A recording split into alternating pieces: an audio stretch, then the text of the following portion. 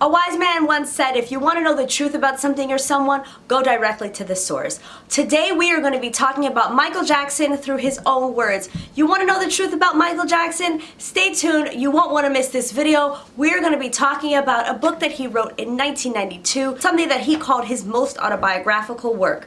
Girl, you got to know. We can touch the sky Alright, so before we get started here, let me introduce myself. My name is MJFANGIRL and I make videos all for and about the Michael Jackson fan community. So if you are new here, make sure that you join the family, hit the subscribe button down below, and don't forget to hit the notification bell because that's the only way that YouTube will let you know when I upload a new video. If you are not new here, welcome back to my channel. I just wanted to say thank you, and welcome. I have a bunch of new subscribers. Thank you so much. A lot of you have come here through my Paris vlog videos, which I was really excited to see that you guys enjoyed those as much as I enjoyed my time there. So thank you. Now, the reason why I came on here to talk to you guys about Dancing the Dream today is because I know a lot of fans out there, a lot of people in general, are looking for what the truth is about Michael Jackson. I mean, it's very hard with a public figure as large as Michael Jackson was. So for many years, I mean, you can go to any corner of the world for the last 3-4 decades and ask who Michael Jackson was, and I can guarantee you most people know who he was. He was one of the most famous people in the world, but he was also the subject of a lot of rumors and a lot of tabloids and a lot of lies and just stories and embellishments made up about him just for money or just for other purposes, just for sensationalism. So I thought it'd be cool today to talk about Dancing the Dream, because why not talk about some of the things that Michael spoke about through his heart and through his mind that he put on paper that he wanted to share with the world. Within Dancing the Dream, Michael Jackson addresses a lot of themes, and the book as a whole just talks about and really expresses who Michael Jackson was as a person, how he felt about the world, and how he felt about the human condition in general. Michael Jackson's Dancing the Dream was released on June 18th, 1992. Within the 148 pages of the book, you will find over 45 reflections, short stories, poems, and essays, all done by Michael Jackson. These are anecdotes that he wrote while he was on the road. According to Michael Jackson, Dancing the Dream was even more personal than the autobiography that he released just 4 years earlier. That autobiography, for those of you that don't know, was entitled Moonwalk. Two of my favorite selections from Dancing the Dream are Courage and Innocence. Michael Jackson writes something in the poem called Innocence that I identify with so much. It talks about how important it is to live with an open heart and an open mind. A lot of times as we go through experiences and we become adults, we become jaded, our hearts become cold, and we become closed off, you know, less vulnerable, more protective and guarding of ourselves. And I'm not saying that we shouldn't guard ourselves, but Michael Jackson, I feel, always was coming from a place of, you know, this is the way that it's supposed to be. I want to just still be open-hearted and be welcoming and be open-minded and allow people into my circle and get to know me, because this is what it's supposed to be in life, to enjoy the fullness of life. I hope you don't mind me having the book up here, but I want to read a passage to you from the poem Innocence. When you get right down to it, survival means seeing things the way they really are and responding.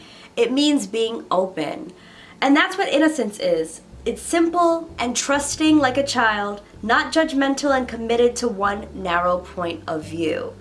If you are locked into a pattern of thinking and responding, your creativity gets blocked. You miss the freshness and the magic of the moment. Learn to be innocent again, and that freshness never fades. Some of you guys may recognize some of the work from elsewhere as well. You may recognize the poem Mother that Michael Jackson wrote for his mother. It was first published in her book, My Family the Jacksons, which the Jackson's American Dream movie was based on. If you want to learn more about that book, definitely check out my video on here. It's called My Favorite Michael Jackson Books. I'm going to insert it in a card up here so you guys can check that out. But that was published before. If you're a dangerous girl like me, that you've probably read the album liner notes and you recognize the poem Planet Earth. Planet Earth was printed inside of the Dangerous album liner notes. It also appears in Dancing the Dream, and it also appears on the This Is It soundtrack. So you guys have probably heard that, like, Planet Earth, a capricious anomaly, like that. Just in the text version, that's in Dancing the Dream. Also, what's really interesting is there's a kind of extended version of Heal the World, which I thought was really interesting. So, in 1995, Michael Jackson appeared on a live simulchat at MTV Arena. Now, what was this? A simulchat was something where Michael Jackson was pretty much simulcast, like the video of him was simulcast. I believe that it was online and also on MTV Live while people were handing in questions. Well, not handing them in, but in a chat room setting, they were typing different questions, and the moderators decided which questions they would send to Michael. Michael then decided what he would say. So it was pretty cool because it was like Michael Jackson was in a chat room with you, but not really because he wasn't actually typing, but he was there live and he was sitting there cool in his glasses, and I thought it was cool. It was a really, really neat way that celebrities used to connect to their fans before there was anything like social media, the Instagram, the Facebook, no Twitter back then. So this was a really, really cool way for fans to connect to their favorite celebrities. And the cool thing is that Michael Jackson was often answering questions that he wasn't answering in other interviews.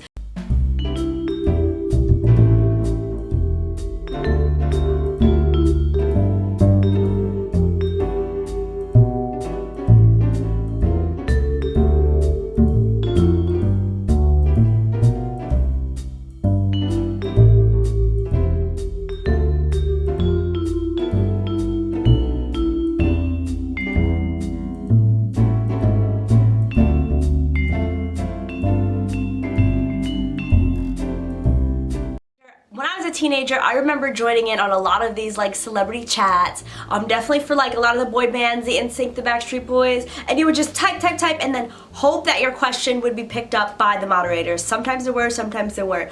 Personally, my question never was, so I was a little bit jaded by these, but whatever, it was really still a cool thing, and Michael Jackson was a pioneer because I believe he was one of the first big celebrities to do this. This simulchat was broadcast live on MTV as well as online on AOL, Prodigy, and CompuServe, as well as the WWW, the World Wide Web. At the time, this was new and exciting technology for people. Here's some footage of the chat here if you're interested in taking a trip back to 1995.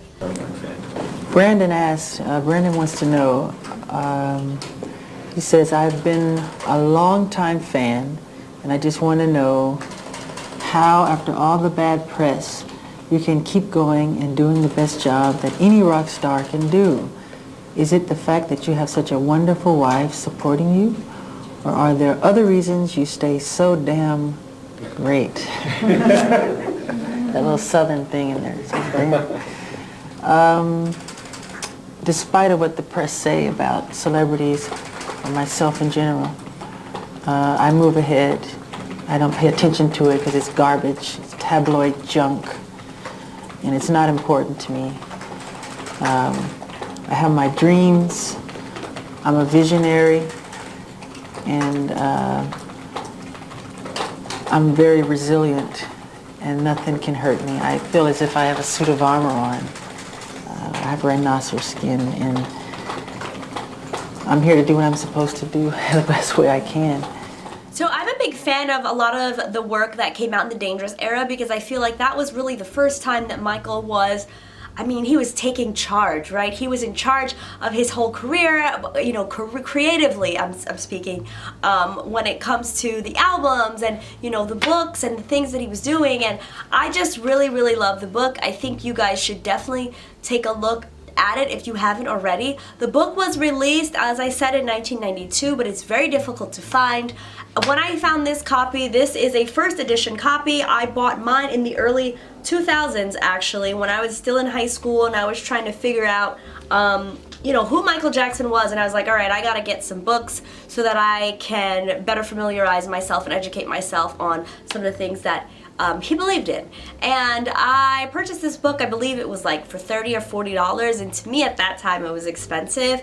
now you'll be hard pressed to find a copy. I recommend you guys check on eBay. And if you don't care about getting a first edition copy, I would recommend that you just go to Barnes & Noble or Amazon, because this was reprinted. The cover and everything looks different. I think I'm going to insert it right here. This is what the book looks like now, and this is the version that came out in 2009. Now, I don't have the version, but I can just let you guys know that from what I've heard, it's the exact same thing content-wise. I'm also going to drop a link down below in case you want to shop through my affiliate link and purchase it through there, because if you do buy it, then I get a couple cents, and that always helps your girl out when she's producing new videos. So one of the things I wanted to remind you guys before I close this video out is that Michael has always said time and time again that he wanted to be remembered for his art, most of all for his art. And Dancing the Dream encompasses that for me in so many ways. It reminds me of the music, the short films, the dance, the writing, the performances.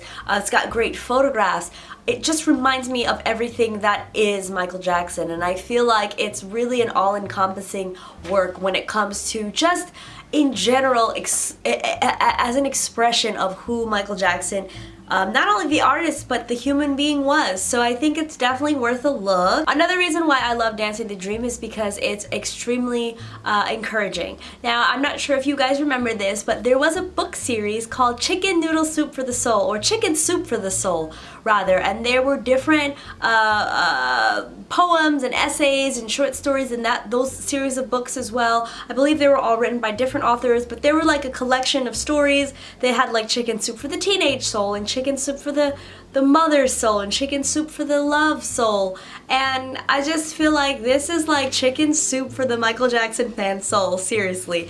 He has this poem in here called Trust, and it talks about, you know, it's a little short story. He starts off talking about feeding squirrels in the park and noticing, you know, a squirrel that would get closer and closer to him because he began to trust him. You know, he'd edge up and get closer, and, you know, he'd eat it out of, you know, he'd eat at first whatever the food was off of the ground, and then he'd get closer and closer. And Michael just talked about trust and gradually opening yourself up. And, you know, he used that example of the squirrel, but later on in the book, in the story, he talks about trusting yourself begins by recognizing that it's okay to be afraid. Having fear is not the problem, because everyone has fear, feels anxious and insecure sometimes. The problem is not being honest enough to admit your fear. And later on he says, in accepting yourself completely, trust becomes complete. There's no longer separation between people because there's no longer any separation inside. In the space where fear used to live, love is allowed to grow. So, I don't know, when I read things like that, it just really encourages me, and Michael Jackson has always been someone that I've looked up to in terms of just like his strength and his vulnerability and his courage and just his openness and his love for life and for people, and I definitely think you're going to find a lot of that in this book. Alright you guys, so that is it. I mean, I just want to come on here and let you guys know that I know with all the things that are going right now in the media and in the fan community about Michael Jackson, I just gotta say this, you know, guys, we gotta stay strong. This is not the first storm we've been through. It will probably, unfortunately, not be the last. There is definitely, you know, it's difficult in this era of social media where people just tend to believe what they see, what's in front of them. I'm urging you guys, and I'm urging you, whether you're a new fan, whether you're an old fan, whether you're not a fan at all and you're new to Michael Jackson and you're trying to figure out the truth, the real from the fake, definitely come and check out Dancing the Dream. Pick up his autobiography, Moonwalk. Read his interviews and listen to his words. I'm telling you guys, that is always the source that I go to. Again, he said that he left his soul and his heart and everything in his work, and that's where he wanted to leave it for us to continue to discover for our generations and next generations to come. You know, Michael said the goal is not to live forever but to create something that will. And I think Michael Jackson has done that countless times with not only his music but with works of art, books like this. So make sure that you go and check out Dancing the Dream. Make sure that you give this video a thumbs up if you liked this video. If you want more book reviews, more just chit-chatty videos like this, make sure that you leave a comment below and let me know. I'm always open to hearing what you guys suggest for me to talk about next. Yeah, thank you so much for watching, and I will see you guys next time. Bye.